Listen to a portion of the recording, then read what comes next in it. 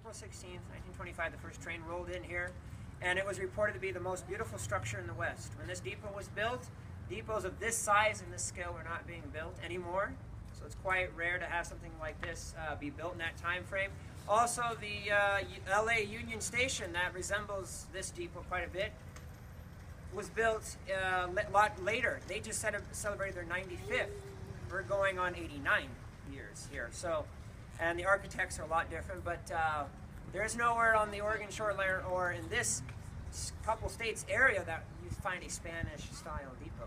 So it's quite rare. The entrance here required 140,000 pounds of sandstone. It all had to be redone during the restoration process between 1990 and 1993. The stones came from the local quarry here that also used to build the penitentiary, all the sandstone here. Before we go in, if you notice the Capitol Boulevard heading straight down to the Capitol here, connecting the Boise Depot to that.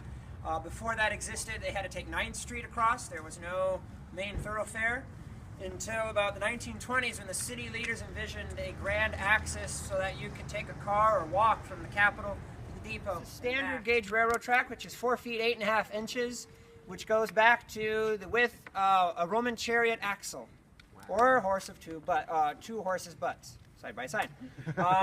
Roman chariot axles, you know, those chariots were around a long time, making the ruts in the ground, like the Oregon Trail ruts are still around today. So if you built your cart wider or smaller, you would probably your cart would break. So people kind of kept that standard size. Fast forward to the very first railroad in America, which was the Baltimore and Ohio Railroad. The very first passenger cars are stagecoach wagons put on railroad wheels. So we had this somewhat gauge here. After the Civil War, it was finally standardized to this because we had railroads going bigger and smaller and all over the place. So you couldn't take your car or train onto that guy's railroad. So it was finally standardized.